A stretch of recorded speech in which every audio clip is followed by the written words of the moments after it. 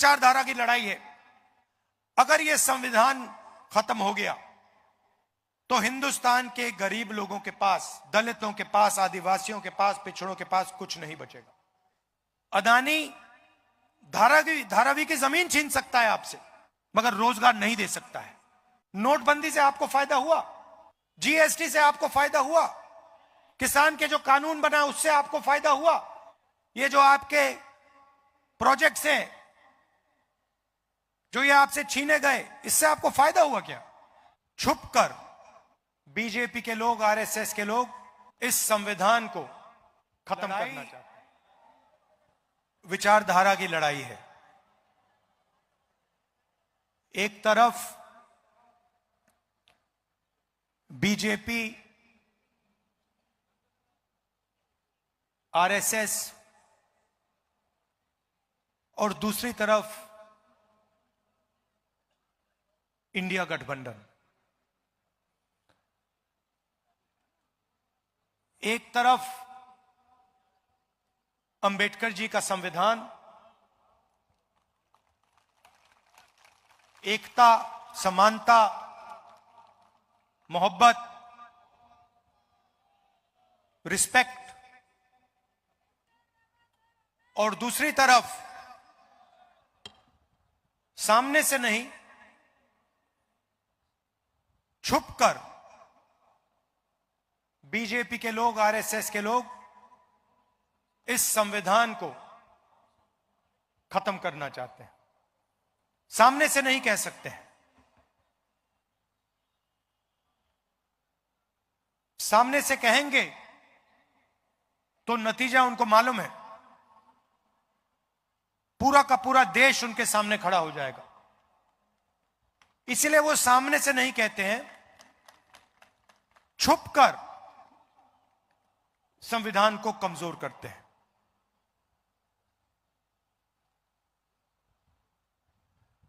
हिंदुस्तान के इंस्टीट्यूशंस हैं, संस्थाएं हैं, ब्यूरोक्रेसी है, शिक्षा का सिस्टम है, स्वास्थ्य का सिस्टम है। संविधान में कहीं नहीं लिखा कि एक पार्टी को, एक विचारधारा को अपने लोग हिंदुस्तान की हर संस्था में डालने हैं।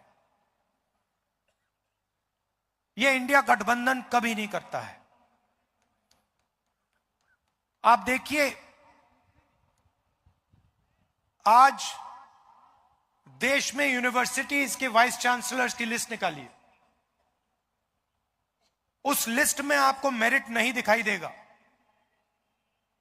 सिर्फ क्वालिफिकेशन सिर्फ आरएसएस की मेंबरशिप का है।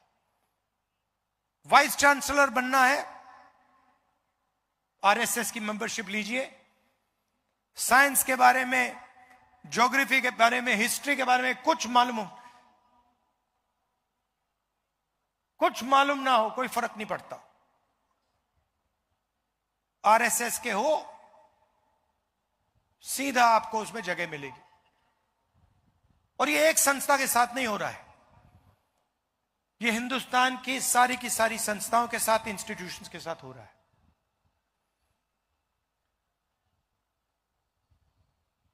इलेक्शन कमीशन पर दबाव डालते हैं, CBI, ED, income tax department का इस्तेमाल कर सरकार गिराते हैं। आप याद रखिए कि पिछली महाराष्ट्र की सरकार, आपकी सरकार, हमारी सरकार थी, इंडिया गठबंधन की सरकार थी, और उस सरकार को चोरी कर पैसा देकर हटाया गया था। क्यों? क्योंकि वो 2-3 अरबपतियों की मदद करना चाहते हैं। आप जानते हो, मुंबई जानता है, महाराष्ट्र जानता है कि धारावी की जमीन 1 लाख करोड़ रुपए की जमीन, आपकी जमीन, गरीबों की जमीन, आपके आंखों के सामने आपसे छीनी जा रही है। पूरी दुनिया जानती है। 1 लाख करोड़ रुपए की जमीन आपकी आंखों के सामने, दुनिया की आंखों के सामने 1 अरबपति को दी जा रही है।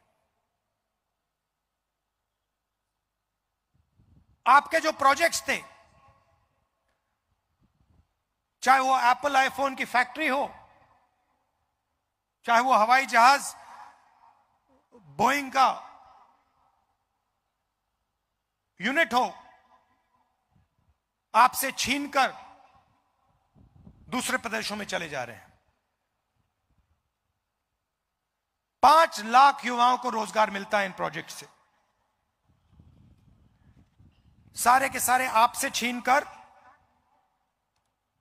गुजरात की ओर चले गए। Semiconductor plant, iPhone manufacturing plant, GAIL petrochemical project, Tata Airbus project, ये सारे के सारे जो आपके थे, जिससे आपके युवाओं को फायदा मिलना चाहिए था, रोजगार मिलना चाहिए था, ये एक के बाद एक आपसे छीन लिए गए। आपकी जमीन छीनी जा रही है। 1 लाख करोड़ रुपए की जमीन छीनी जा रही है। आपके प्रोजेक्ट्स छीने जा रहे हैं। यह है बीजेपी की सरकार। आपको कहते हैं कि आपको हम पैसा देंगे, महिलाओं को पैसा देंगे, मगर हमने आंकड़े निकाले। बीजेपी की सरकार में आपके साथ क्या किया जा रहा है। महंगाई बढ़ी है, पेट्रोल डीजल के दाम बढ़े हैं, गैस सिलेंडर के दाम बढ़े हैं। इनको अगर आप जोड़ें तो बीजेपी की सरकार हर साल महाराष्ट्र के हर परिवार से 90,000 रुपए छीनती है। आपके जेब में से निकालते हैं और सीधा अदानी, अंबानी ऐसे लोगों की जेब में डालते हैं। और फिर आपसे कहते हैं हम आपको, महिलाओं को 1,000 रुपए देंगे, 1,500 रुपए देंगे। मगर इनकी नीयत गलत है। काम ये सिर्फ उन लोगों का करते हैं। नोटबंदी से आपको फायदा हुआ, जीएसटी से आपको फायदा हुआ, किसान के जो कानून बना उससे आपको फायदा हुआ, ये जो आपके प्रोजेक्ट्स हैं जो ये आपसे छीने गए, इससे आपको फायदा हुआ क्या? आप रोजगार नहीं चाहते हो, आप सिर्फ महंगाई चाहते हो, आप बेरोजगारी चाहते हो क्या? हिंदुस्तान में सबसे ज्यादा बेरोजगारी आज है। किसी स्टेट में चले जाइए, महाराष्ट्र छोड़िए, किसी भी स्टेट में चले जाइए और वहां आप पूछिए, युवाओं से पूछिए क्या करते हो, कहेंगे भैया कुछ नहीं करते हैं। मोदी जी ने, बीजेपी की पॉलिसीज ने बेरोजगारी फैला दी है, रोजगार मिल ही नहीं सकता। जो स्मॉल एंड मीडियम बिजनेस वाले हैं उनको एक के बाद एक खत्म कर दिया है। जो रीढ़ की हड्डी हुआ करते थे, रोजगार अंबानी अदानी नहीं दे सकते। अदानी धारावी की जमीन छीन सकता है आपसे, मगर रोजगार नहीं दे सकता है। यह पूरा देश जानता है। रोजगार कौन देते हैं? स्मॉल मीडियम इंडस्ट्री वाले लोग, जो मैन्युफैक्चरिंग करते हैं, जो हाथ से काम करते हैं, ये लोग रोजगार देते हैं। और इन सब को बीजेपी के लोगों ने, इनकी सरकारों ने खत्म कर दिया है। नोटबंदी, जीएसटी, ये पॉलिसीज नहीं है, ये हथियार हैं। छोटे बिजनेस वालों को खत्म करने के, मारने के हथियार हैं। आप जीएसटी देते हो, जितनी जीएसटी हिंदुस्तान का सबसे गरीब व्यक्ति देता है उतनी ही जीएसटी अदानी देता है। आप शर्ट खरीदोगे उतना ही पैसा आपके जेब से जाएगा जितना अदानी के जेब से जाएगा। यह जीएसटी की सच्चाई है। और अगर आप देखें, आज हिंदुस्तान में गरीब लोग टैक्स देते हैं। सबसे ज्यादा टैक्स गरीब लोग देते हैं, कमजोर लोग देते हैं, छोटे दुकानदार देते हैं, किसान देते हैं, मजदूर देते हैं। इनडायरेक्ट टैक्स से पता नहीं लगता। आप शर्ट खरीदते हो, टैक्स लगता है। मोटरसाइकिल में पेट्रोल डालते हो, टैक्स लगता है। सब जगह इनडायरेक्ट टैक्स लगता रहता है। आपके कंधों पे ये सब बीजेपी की पॉलिसीज हैं।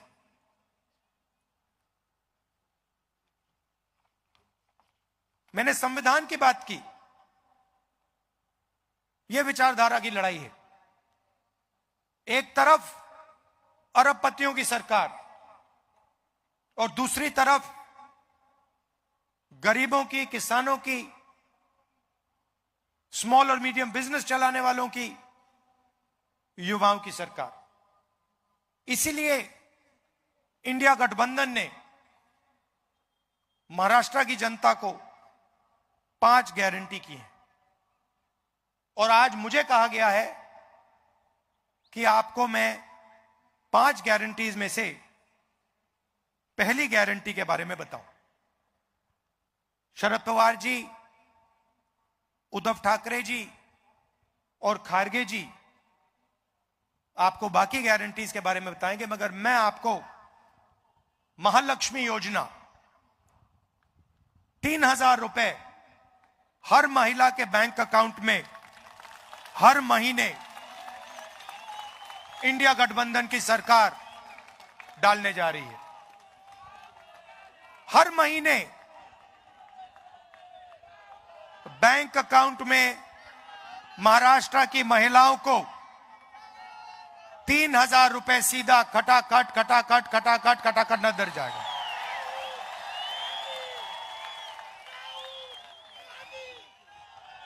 और जब महाराष्ट्र की महिलाएं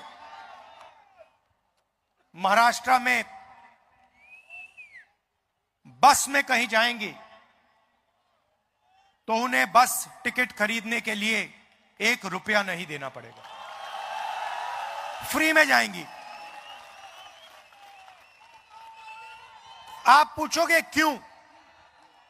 क्योंकि जो चोट बीजेपी की सरकार ने आपको मारी है, महंगाई की चोट, गैस सिलेंडर की चोट, बेरोजगारी की चोट, सबसे ज्यादा दर्द महाराष्ट्र की महिलाओं को लगता है। इसीलिए हमारी पहली गारंटी महाराष्ट्र की महिलाओं के लिए बैंक अकाउंट में सीधा 3,000 रुपए हर महीने और फ्री बस ट्रैवल पूरे महाराष्ट्र में।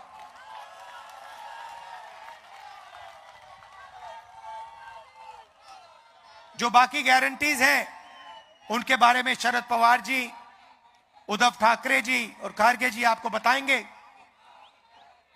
थोड़ा सा मैं आपको जाति जनगणना के बारे में कहना चाहता हूं। आज नागपुर में हमने एक सम्मेलन किया, उसमें हमने जाति जनगणना की बात की। भाइयों और बहनों, हिंदुस्तान में 15% दलित आबादी है, 8% आदिवासी हैं, मगर आज तक किसी को नहीं मालूम कि इस देश में पिछड़े वर्ग के कितने लोग हैं। कोई कहता है 50 हैं, कोई कहता है 55% हैं, कोई कहता है 60% है, किसी को नहीं मालूम। और जब हम देखते हैं, हिंदुस्तान की संस्थाओं को देखते हैं, मीडिया को देखते हैं, कॉर्पोरेट इंडिया को देखते हैं, जुडिशरी को देखते हैं, इन सब संस्थाओं में हमें ना पिछड़े वर्ग के लोग दिखते हैं, ना दलित दिखते हैं, ना आदिवासी दिखते हैं, ना माइनॉरिटी के लोग दिखते हैं, ना गरीब जनरल कास्ट के लोग दिखते हैं। इसीलिए हम चाहते हैं कि देश में एक ऐतिहासिक कदम लिया जाए, जाति जनगणना किया जाए और पूरे हिंदुस्तान के लोगों को, हर वर्ग के लोगों को यह पता लगे कि पावर स्ट्रक्चर में उनकी कितने हिस्सेदारी है, इस देश में धन किसके हाथ में है, संस्थाएं किसके हाथ में है। इसीलिए हमने लोकसभा के चुनाव में कहा था कि अगर हमारी सरकार दिल्ली में बनेगी तो हमारा पहला कदम जाति जनगणना होगा। कर्नाटक में, तेलंगाना में कांग्रेस पार्टी की सरकार है। दोनों प्रदेशों में हमने जाति जनगणना का काम शुरू कर दिया है और तेलंगाना में हमने एक ऐतिहासिक कदम लिया, ऐतिहासिक कदम। पहले सर्वे बंद कमरों में बनते थे, ब्यूरोक्रेट सवाल चुनते थे, मगर हिंदुस्तान के इतिहास में पहली बार तेलंगाना में जो जाति जनगणना पर सवाल पूछे जाएंगे वो तेलंगाना की जनता ने चुने हैं। हमने पूरे स्टेट में मीटिंग्स करी और जनता से पूछा, दलितों से, आदिवासियों से, पिछड़े वर्ग के लोगों से, महिलाओं से, कि कौन से सवाल पूछे जाने चाहिए, आप क्या जानना चाहते हो हिंदुस्तान के पावर स्ट्रक्चर के बारे में, हिंदुस्तान के धन के बारे में, आपकी आबादी के बारे में। और जनता ने हमें सवाल दिए। महाराष्ट्र में भी जैसे ही हमारी सरकार आएगी हम जाति जनगणना का काम शुरू कर देंगे। और पार्लियामेंट में मैंने साफ कहा है, मोदी जी कुछ भी करें, जैसे ही इंडिया गठबंधन की सरकार दिल्ली में बनेगी वैसे ही जाति जनगणना होगा। और ये जो 50% की सीलिंग लगा रखी है, जो दीवार बना रखी है रिजर्वेशन की, इस दीवार को हम तोड़ देंगे। भाइयों और बहनों, विचारधारा की लड़ाई है। अगर यह संविधान खत्म हो गया तो हिंदुस्तान के गरीब लोगों के पास, दलितों के पास, आदिवासियों के पास, पिछड़ों के पास कुछ नहीं बचेगा। जो भी आज आपको मिला है, चाहे ये आईआईटीज हो, आईआईएम हो, शिक्षा का सिस्टम हो, स्वास्थ्य का सिस्टम हो, आपकी जमीन की रक्षा, ये सब संविधान करता है। अगर आज अदानी जी पर थोड़ी सी रोक लगी हुई है तो यह संविधान के कारण रोक लगी हुई है। और यह जो किताब है, यह सिर्फ एक किताब नहीं है। इस किताब में महापुरुषों की सोच, हिंदुस्तान की आवाज है इस किताब में। इसमें अंबेडकर जी की आवाज है, फूले जी की आवाज है, गांधी जी की आवाज है, बसवन्ना जी की आवाज है, नारायण गुरु जी की आवाज है, बुद्ध भगवान की आवाज है। उन सब की आवाज इस किताब में है। और हिंदुस्तान की आवाज, गरीबों की आवाज, दलितों की, पिछड़ों की, कमजोर लोगों की, किसानों की आवाज इसमें है। और आस्ते आस्ते नरेंद्र मोदी, आरएसएस और बीजेपी इस किताब को खत्म करने में लगे हैं। इंडिया गठबंधन आपको मैसेज देना चाहता है कि कुछ भी हो जाए, संविधान को कोई नहीं छुएगा, कोई नहीं खत्म कर पाएगा। इंडिया गठबंधन एक साथ खड़ा है, हिंदुस्तान की जनता एक साथ खड़ी है। हम इसको कभी खत्म नहीं होने देंगे। आप सबका मैं दिल से धन्यवाद करता हूं। चुनाव का समय है।